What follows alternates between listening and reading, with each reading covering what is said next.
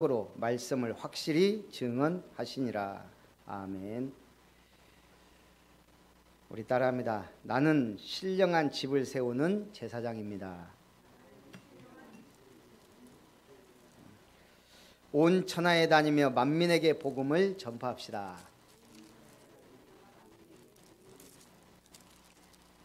그게 우리의 최고의 제1 사명인 줄 믿습니다.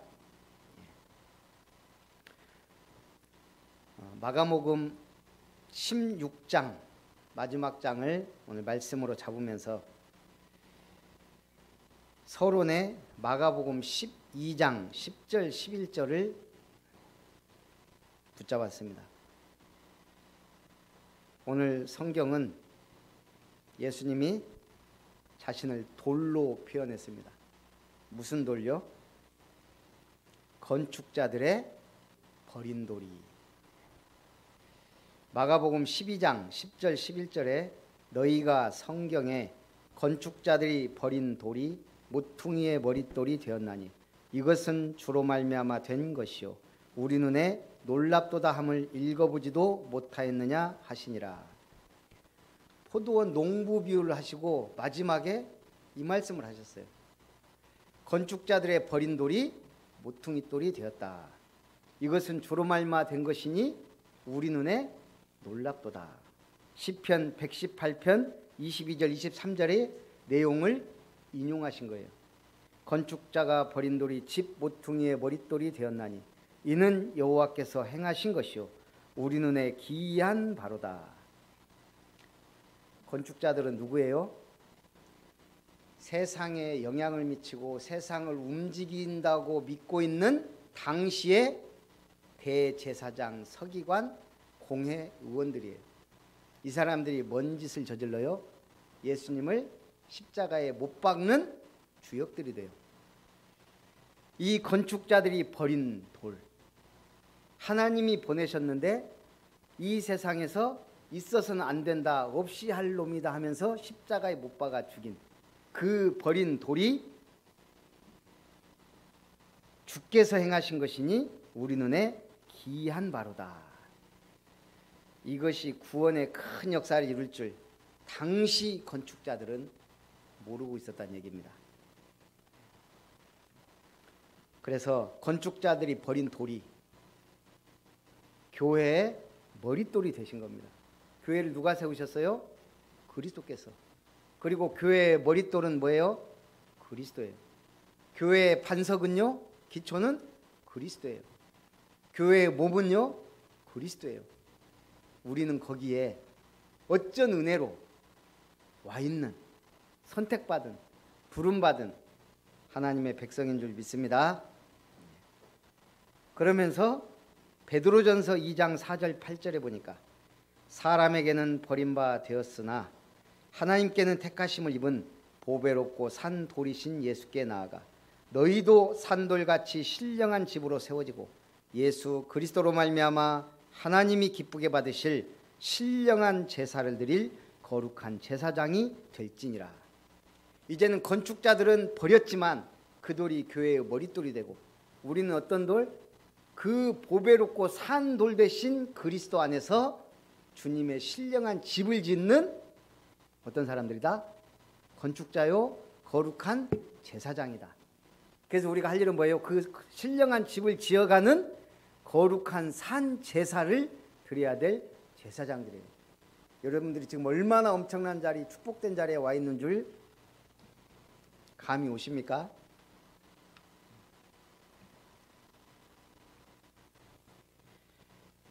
그 어느 유튜브에 보니까 미국 사람이 커피에다가 아이스크림을 콱 부어서 막 먹는 거예요. 그러면서 그 커피 이름이 미국에서 지금 유행하는데 코리아 무슨 커피예요. 우리나라 사람들 아메리카노에 아이스크림 부어 먹진 않잖아요. 왜 그 짓을 할까요? 그것도 왜 코리아란 이름으로. 요즘에 모든 코리아 막 이게 뜨다 보니까 지금은 코리아 따라하기가 열풍이래. 특히 미국 이런 데서.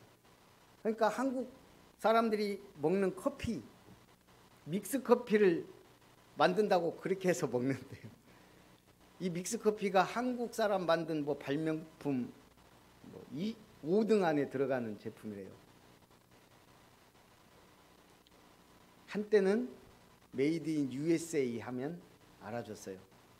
우리 어렸을 때만 해도 우리는 미군 부대 근방에 살았기 때문에 막 애들이 미군 막 볼펜 같은 거 연필관 가서 확실히 달랐어요. 지우개도.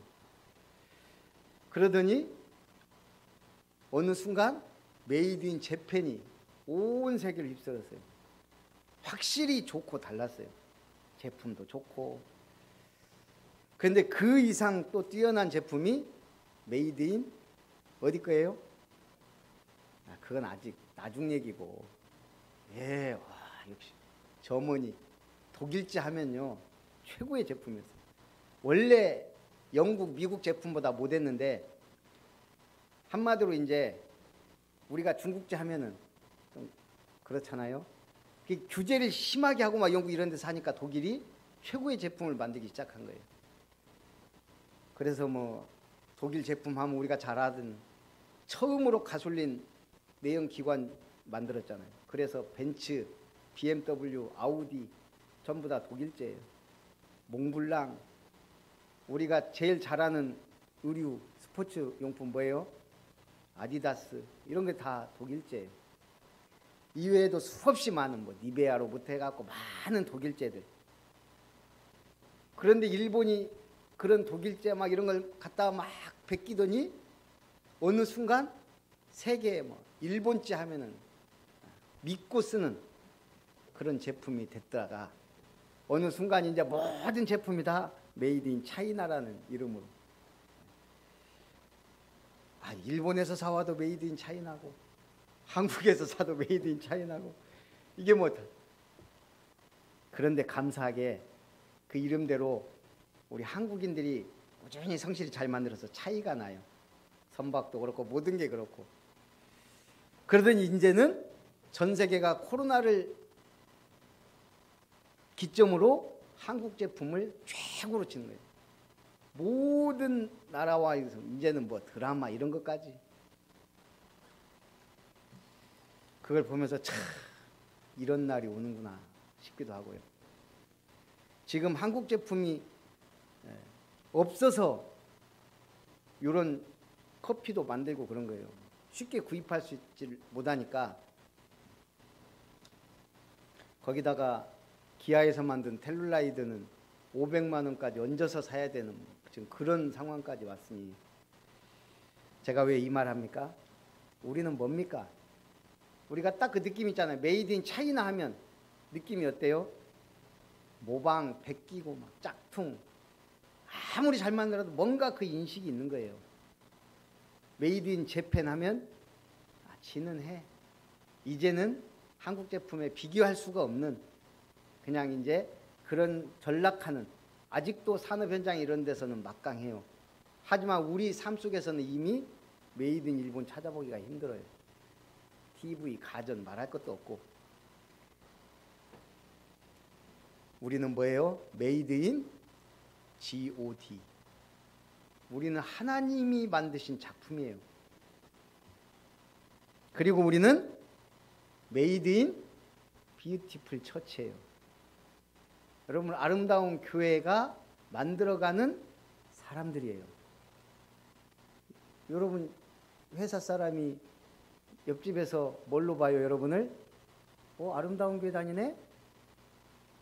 그러다가 뭐 하면은요, 우리 1층에 사는 분이 좀 보니까 여러 가지가 있어요. 이렇게 고소공포증도 좀 있는 것 같고, 뭐 전에는 키를 잃어버려 가지고 제가 도와주기도 하고 했는데, 약간 보면은 약간 사람은 좋은데 약간 좀 정신없고 이래요.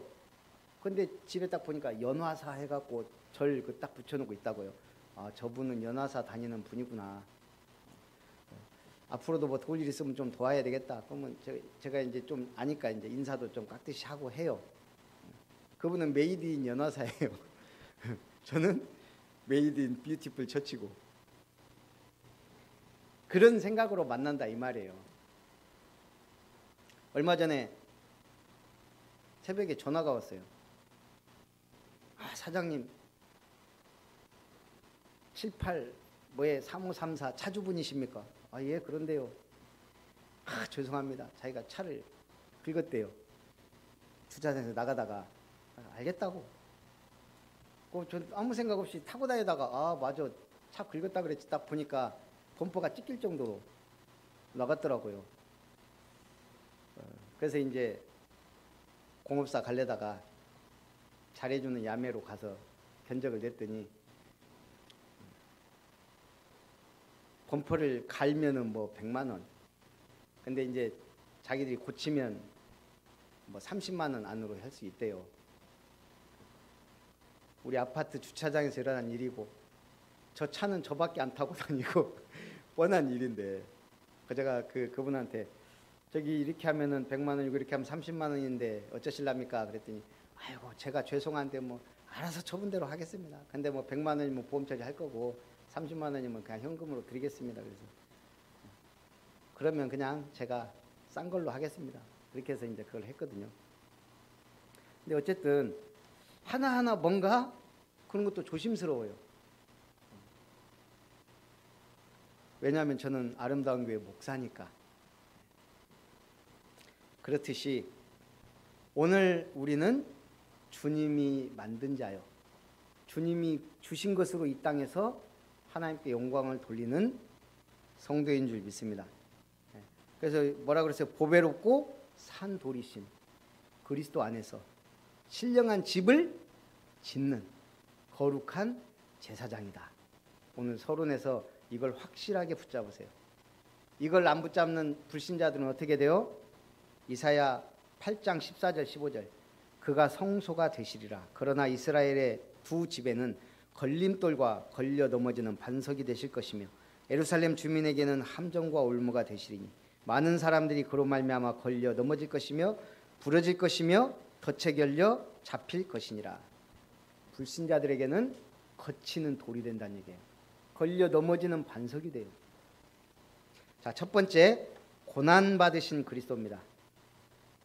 하나님의 아들이 인간의 몸을 입고 오셔서 이 땅에서 많은 일을 하셨어요.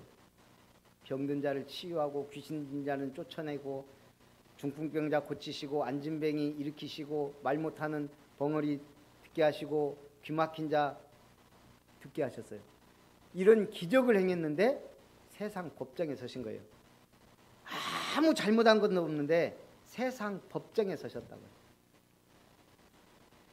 마가복음 15장 1절에 보니까 유대인들이 대제사장들이 즉시 대제사장들이 장로들과 서기관들 곧 온 공회와 더불어 의논하고 예수를 결박하여 끌고 가서 베드로에게 넘겨줬다. 언제?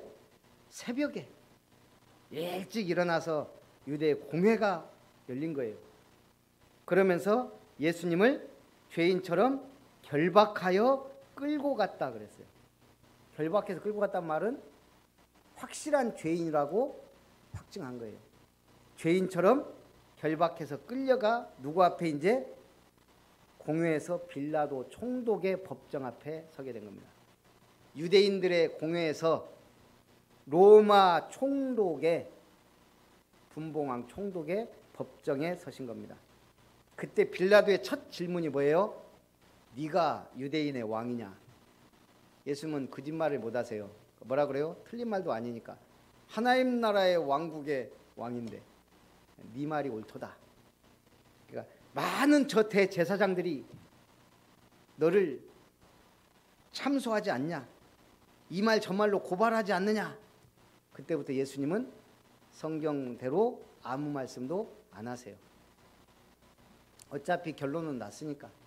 어차피 무슨 말을 하고 변명을 해도 안 통할 걸 아시니까요. 예수님은 십자가 지실 걸 이미 알고 그 법정에 서신 거예요. 그러면서 빌라도가 말합니다. 너희가 유대인의 왕이라 하는 일을 내가 어떻게 하랴? 온 백성이 소리 지릅니다. 그를 십자가에 못 박게 하소서.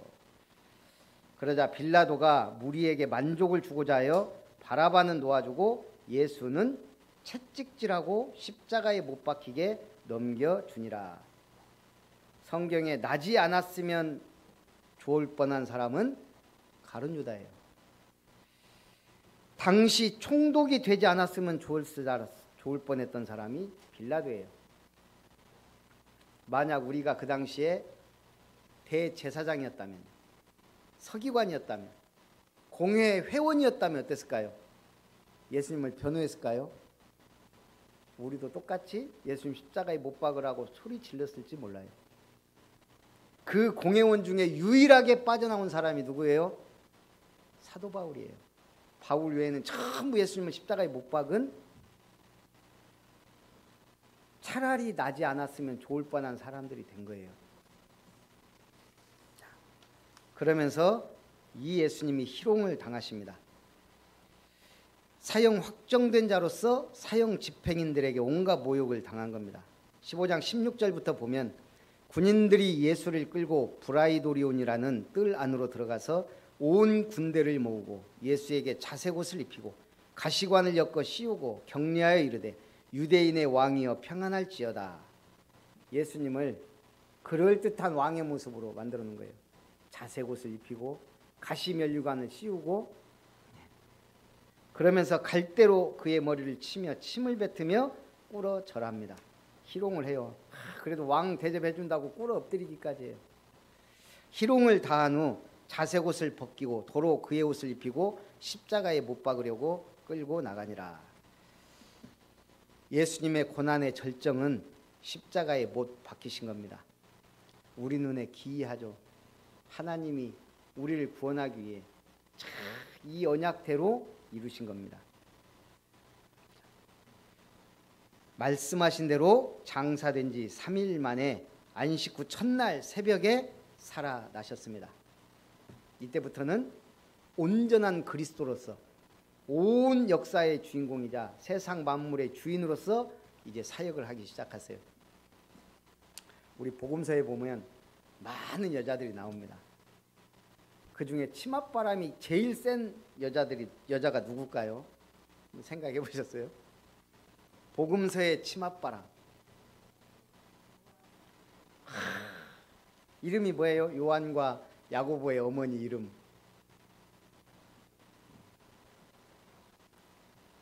이 이름이요, 참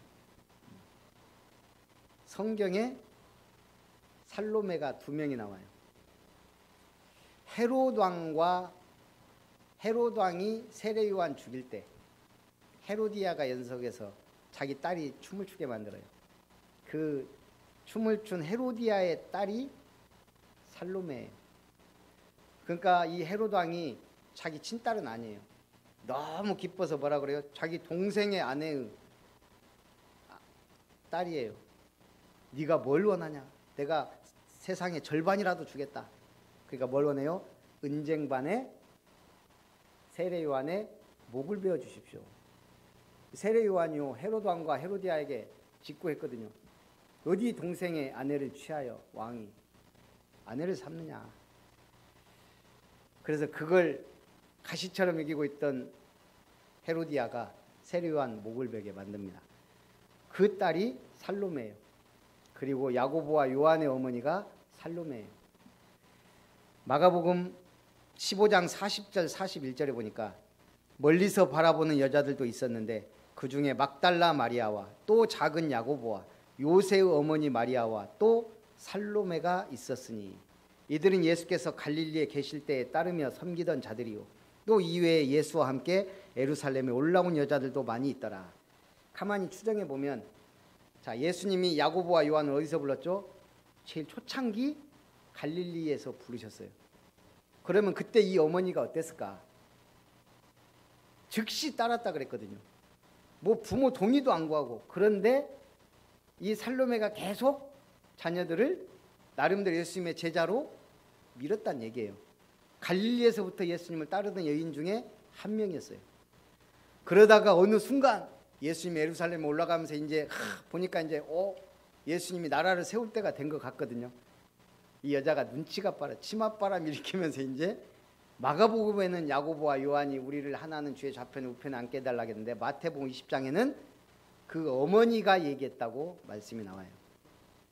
그러니까 마태복음이 정확하게 기록했거든요.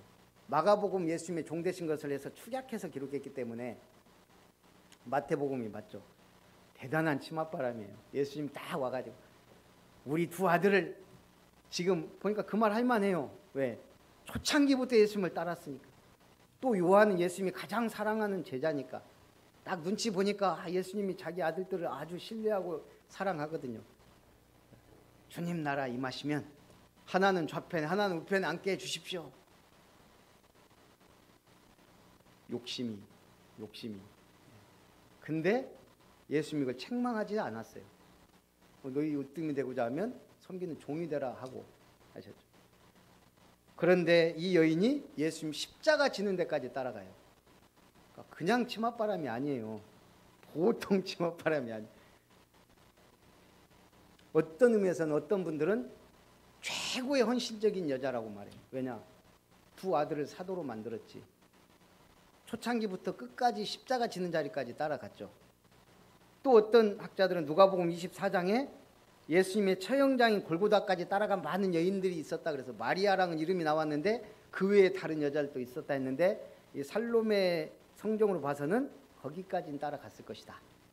그래서 부활하신 예수님을 만나고 그걸 사도들에 전한 사람 중에 한 여인이다. 대한민국이 이렇게 성장하고 성공한 데는 우리 어머니들의 치맛바람이 상당했다고 저는 생각해요.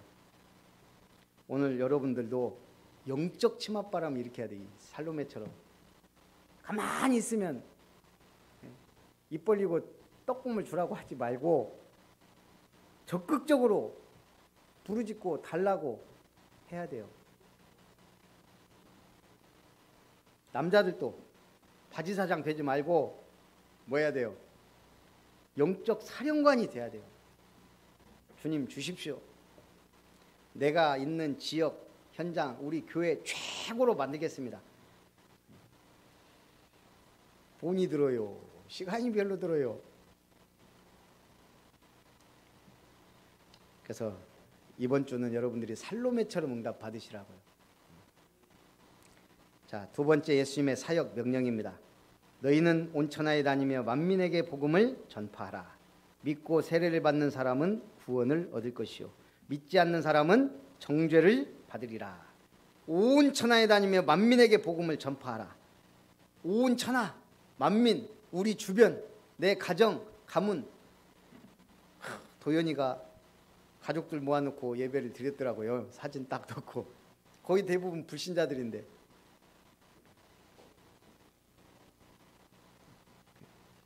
어쨌든 제가 보니까 맞아요. 들이대야 돼요.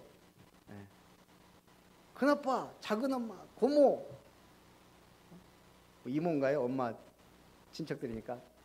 작은 삼촌, 우리 예배드려요. 주보까지 만들어 갔으니까요.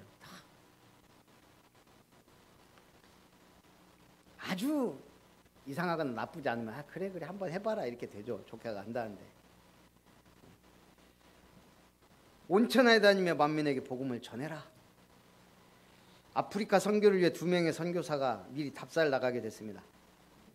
당시 주민들은 벌거벗고 다니고 날 음식을 먹으며 거의 원시인과 같은 생활을 하고 있었습니다. 한 선교사는 그 모습을 보고 예수님이 천하 만민에게 가라 하셨는데 아직 이분들은 준비가 안 됐구나. 아직 짐승과 같은 이런 사람들에게는 복음 전할 수가 없구나. 좀 기본이 돼 있는 곳을 찾아 떠나야 되겠다. 마음먹었어요. 또 한 선교사는 이들에게 옷을 입히고 집을 지어주고 음식을 익혀먹는 방법을 가르쳐주면 내 복음을 받겠구나. 관점이 다른 거예요. 미국의 유명한 신발 회사에서 해외 시장 개척을 위해 시장 조사차 2명의 직원을 아프리카로 보냈어요. 어떻게 거기서 신발 공장 만들 신발 팔면 어떻겠냐. 딱 가보니까 이 사람들 신발도 안 신고 맨발 신고 돌아다니거든요. 한 직원은 딱 보고 뭐라고 보고를 올렸겠어요? 이 사람들이 신발을 신지 않는다고. 여기는 신발 공장을 세울 때가 아니다. 또 한 직원은요, 이 사람들이 신발 신는 습관만 들어주면 아무도 신발 안 신고 다니까 완전히 바칩니다. 관점이 다른 거예요. 여러분들이 계속 말씀 받고 은혜 받는 이유가 뭐예요? 관점이 달라지는 거예요. 관점이 달라져야 가치관도 달라지고 모든 세계관도 달라지고 다 달라져요. 직업관, 윤리관, 도덕관 다 달라져요. 복음으로 재해석해야 돼요. 뭘? 내 인생을. 그래서 말씀 편집, 기도 편집, 기도가 계속 편집돼야 돼요. 왜? 주시는 말씀이 다르니까. 이번 주 주신 말씀 다르니까요. 그러다가 어느 순간 큰 틀 안에서 응답을 받는 거예요. 오늘 집사님이 기도했던 것처럼 치유사역원 어느 한순간에 올지 몰라요. 자, 믿는 자들에게는 이런 표적이 따르리니 곧 그들이 내 이름으로 귀신을 쫓아내며. 자, 믿는 자들에게 표적 따르는데 제일 먼저 뭘 말씀하셨어요? 귀신을 쫓아내며. 현장에 흑암이 덮여 있습니다. 정신적으로 고통당하고 시달리는 사람이 너무 많습니다. 우리는 그래서 귀신을 쫓아내는 권세를 사용해야 돼요. 흑암 세력을 꺾어야 돼요. 방법은 빛을 발하는 거예요. 자, 배가 밤에 항구로 들어오려면 뭘 보고 들어와요? 빛이 어디서 나와요? 등대. 여수 오동도에 가면 등대가 하나 있어요. 오동도 저 끝까지 들어가면. 근데 거기에 등대가 몇 개 있을까요? 그쪽 바다에. 이 여수 저기 오동도에서 이게 들어오는 항구 등대가 몇 개 있어요? 잘 모르죠. 일단은 등대가 세워진 거 3개. 작은 등대 불빛 인도하는 게 쫙 있어요. 등대가 하나 있는 게 아니에요. 하나만 있으면 배 파손돼요. 양쪽에 딱 있어야 들어간 포구를 알게 되고, 그리고 작은 인도한 불빛 등대들이 수도 없이 있는 거예요. 무슨 말이에요? 그리스도는 빛이에요. 그런데 우리 교회가 성도들이 작은 빛이 돼서 쫙 인도해야만 배들이 파손하지 않고 항구에 들어가듯이 교회로 인도받는다는 얘기예요. 여러분들은 작은 등대들입니다. 빛입니다. 껌뻑껌뻑해도 빛이에요. 왔다 갔다 해도 빛입니다. 한번 구원받은 하나님의 자녀는 변하지 않아요. 여러분이 오늘 무속인 찾아가서 점을 쳐도 신분은 변하지 않아요.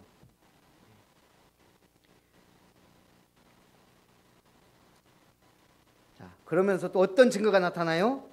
새 방언을 말하며. 새 방언이 뭐예요? 이제는 새로운 언어로 말하기 시작하는 거예요. 진짜 은혜 받은 사람과 은혜 받지 못한 사람, 구원받은 사람과 구원받지 못한 사람, 언어가 달라요.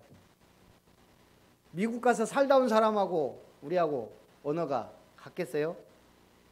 싱가포르에서 강송한 선교사님이 한 번씩 어쩌다 와요. 영어 실력이 쑥쑥 늘었어요.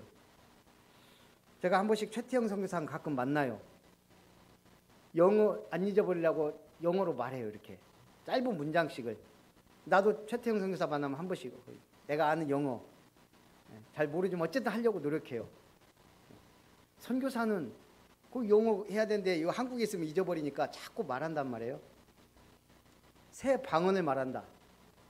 구원받으면 이제 우리가 어떤 단어들을 말해요? 하나님 아버지, 예수 이름으로 기도합니다. 주일날 등산 갈까? 그런 게 어디 있어요? 교회 가야지.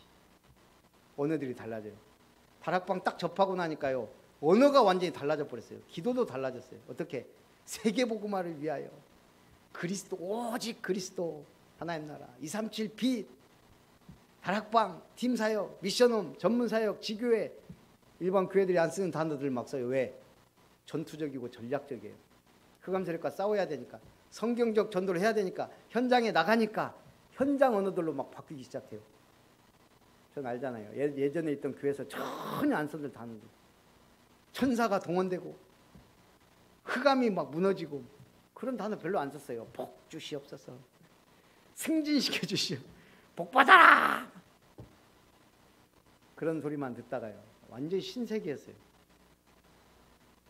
여러분들 계속 듣다 보니까 무덤덤, 긴가민가.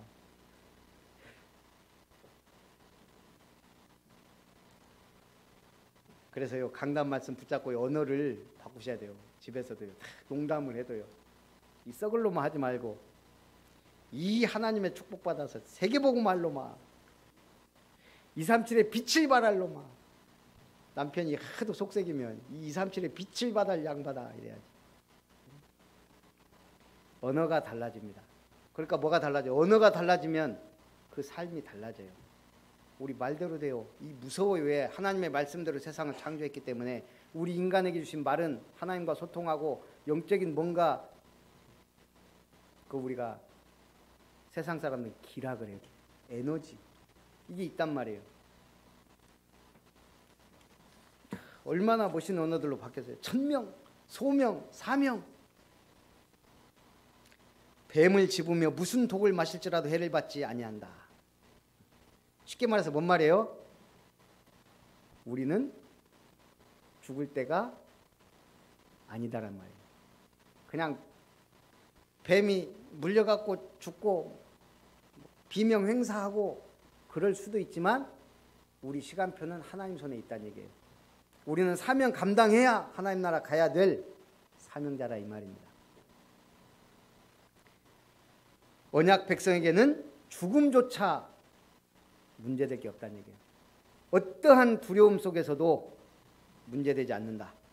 손을 얹은 즉 나음을 이루리라. 제가 아는 저에게 최고의 치유 사역자가 누군지 아세요? 저한테 최고 치유 사역자가 누굴까요? 저한테 우리 어머니예요. 우리는 군산에서 예전에는 차를 타고 한 20-30분 가야 돼요. 그러니까 군산 근교예요. 시골이에요. 그러다 보니까 뭐 병원도 동네에 뭐 병원이라고 뭐 읍은 읍인데 뭐 병원이라고 할 것도 없고 옛날에는 다 그렇잖아요. 그러니까 병원 갈 돈도 없고 병원도 멀고. 그러니까 웬만하면 그냥 우리 어머니가 손 얹고 기도했어요. 안수기도. 내가 지금 볼 때는 우리 어머니 믿음이 그렇게 좋았나 싶은데 당시에는. 내가 기억하는 우리 어머니가 제일 잘한 게 새벽기도 갔다 와서 머리에 손 얹고 기도해 준 거. 그리고 우리 아프거나 뭐 있으면 손 얹고 기도해 줬어요. 아픈 부분에. 병원 별로 간 일도 없고 저는 그래서 우리 어머니 와 그때 나는 기도해 주면 아멘 했거든요. 그럼 좀 이따가 나아요 진짜. 우리 큰형이 막 떼굴떼굴 구르면서 그렇게 아파갖고 했는데 어머니가 밤새 손 얹고 기도했는데요. 다음날 일하러 갔어요. 저는 그걸 봤거든요. 우리 어머니 자궁암이었는데 기도해서 나았어요. 물론 나중에 또 오래 사시다가 뭐 그렇게 오래 산 건 아니지만 이제 암으로 돌아가시긴 했는데 그렇게 고통 없이 그냥 기도하고 뭐 이렇게 하다가 그냥 가셨어요. 한마디로 치유 사역자는 누구다? 믿음으로 손을 얹는 자예요. 우리는 막 아프면 무조건 병원부터 막 가는 그런 이제 체질이 돼버렸어요. 왜? 병원이 워낙 잘하니까. 먼저 손을 얹고 기도하시기 바랍니다. 이게 체질돼야 돼요. 습관돼야 돼요. 아, 내 기도는 분명히 우리 자녀에게 먹힌다. 우리 어머니가 이 믿음이 있으니까 해준 거예요. 그래서 저는 할렐루야 김계화 원장이 안 부러웠어요. 우리 어머니가 기도해주면 그냥 아멘 하고 내 속에 뭐가 있었냐? 하나님에 대한 믿음이 있었다는 얘기예요. 우리 어머니가 뭔 치유를 하겠냐마는 예수님이 기도를 들으시면 내 아픈 거 치유한다는 믿음이 있어요. 저도 많은 수술 받고 할 때 수술 때 오르고 할 때마다 저도 두려워요. 특히 치과 제가 이 수술 많이 했잖아요. 옛날에 다쳐가지고 얼마나 아픈지 몰라요. 근데 진짜 기도를 하고 지나놓고 보면 그래도 양호하게 수술되고 다 그렇게 아프지 않게 지내왔어요. 마찬가지. 여러분은 치유 사역자예요. 네. 주 예수께서 말씀을 마치신 후에 하늘로 올려지사 하나님 우편에 앉으시니라. 제자들이 나가 두루 전파할세 주께서 함께 역사하사 그 따르는 표적으로 말씀을 확실히 증언하시니라. 우리는 하나님의 말씀을 지킬 수 있는 그런 인물이 못 됩니다. 말씀은 하나님의 약속이고 하나님이 지키셔야 돼요. 그래서 뭐라 그랬어요? 그 따르는 표적으로 말씀을 확실히 증언하시니라. 주님이 말씀을 증언해 가시면서 우리를 인도해 가신다는 얘기예요. 우리는 뭐만 하면 돼요? 온천에 다니며 복음을, 말씀을 전파하는 사명을 감당해야 될 줄 믿습니다. 결론, 참된 증인이 되어야 됩니다. 여러분들은 참된 증인이 되어야 돼요. 237의 빛을 발하는 치유 서밋의 증인 되시기 바랍니다. 온 천하 만민이 복음을 듣게 하는 것, 교회의 사명이자 우리 사명입니다. 믿는 자들에게는 표적이 따른다. 병든 자에게 손을 얹은 즉 나으리라. 웬만하면요, 그 우리 연약한 부분, 아픈 분들 놓고요, 계속 손 얹고 내 손 얹고 기도해요. 그게 제일 좋은 방법이에요. 꾸준히 계속하면. 코가 못생겼다? 어렸을 때는요, 완전 성령 돼요. 주여. 제가 원래 콧날이 좀 났고 저는 코가 마음에 안 들었다니까요. 콧대 자꾸 기도했어요. 그냥 주님. 지금 못생긴 코는 아니에요. 제가 볼 때. 저는 저 결혼할 때도 하나님, 전 다른 거 안 보고 코는 예쁘게 해주십시오. 코 예쁜 여자. 집사람이 코는 괜찮아요. 그것도 기도했어요. 저는. 뭐든지 돼요. 특히 어렸을 때부터 기도하면. 키 작은 거, 내가 키 놓고 기도했어요. 난 키는 그냥, 저는 키가 작은 거, 큰 거, 큰 애들, 속 없는 애들 많이 봤기 때문에 전 그건 우리 형들이 키가 큰데도 좀 속이 없더라고, 제가 보니까. 나는 차라리 키 작고 알찬 게 낫다 생각에 내가 키 기도를 안 했어요. 기도하면 됩니다. 복염이 좀 작길래요. 처음에는 좀 키 기도 좀 했어요. 근데 지금은 평균 정도 되는 것 같아요. 좀 작았거든. 뭐든지 기도하면 됩니다. 손을 얹은 적 나으리라.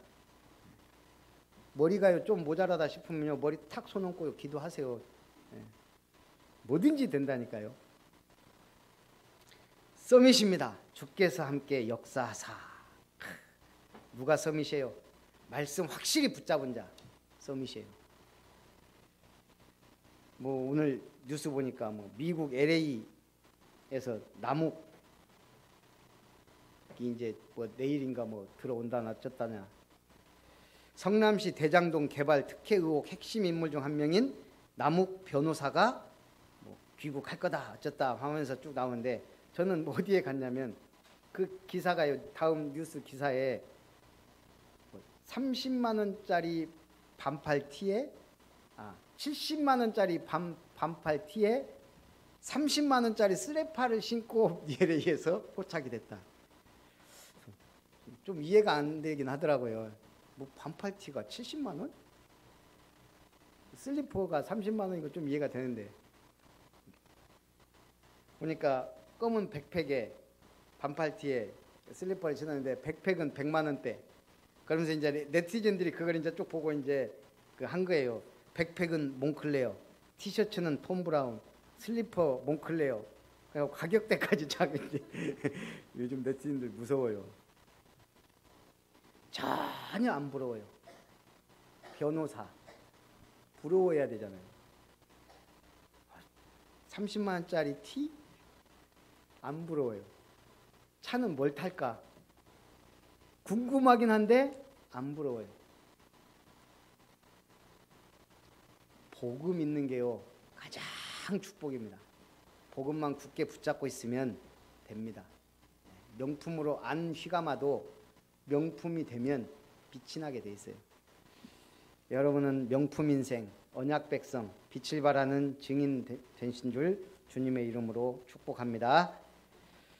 살아계신 하나님, 오직 만민에게 복음을 전파하는 우리 아름다운 교회 모든 성도님들이 되고 우리 교회가 되도록 축복하옵소서.